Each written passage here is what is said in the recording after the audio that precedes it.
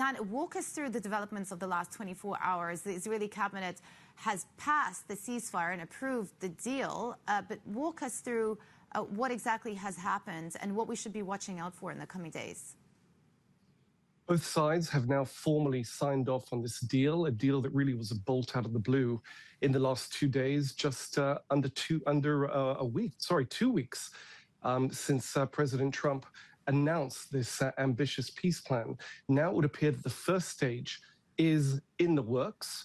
We will have a 24-hour restructuring or repositioning of Israeli forces in the Gaza Strip, not a full withdrawal, a withdrawal within the Gaza to tactical lines meant to reassure Israelis that they still have overall control of that territory, an ability to protect themselves against any renewal of Hamas attacks, and also to enable Hamas to conduct the work on the ground required to recover, to bring out of hiding those hostages, not just the living ones, but hostages who were either killed outright on October 7th when this war erupted with that original Hamas attack, or died in captivity. Those bodies, some of them will be hard to retrieve, and Hamas says it needs the space and the time to do so.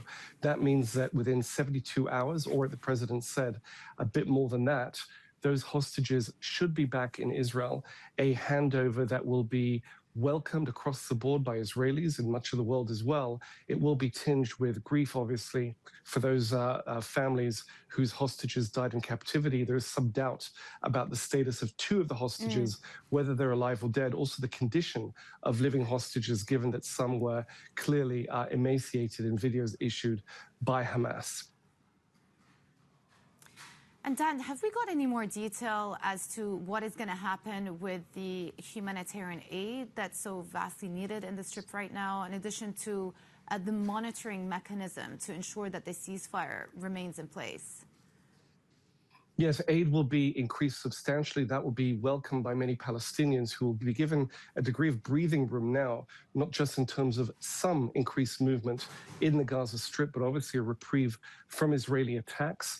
A monitoring mechanism, that is more for the ensuing stages of this plan. We heard the president talking about peace. Indeed, his plan is called a peace plan for Gaza and the wider Middle East, and some of his aides are talking about the possibility of some Arab Muslim states even making peace with Israel as a result of this plan in Gaza. However, in briefings to the press, some of his aides have been speaking about a permanent ceasefire. It's worth paying attention to that terminology, because if Hamas insists on not giving up its guns, and indications are it will not decommission its weapons as required by this plan, or at least will request a serious review of those clauses, it's hard to see how the plan will be implemented in full. However, for now, everyone will be focusing on that critical first stage, not least as the president is due to visit the Middle East to be present in person.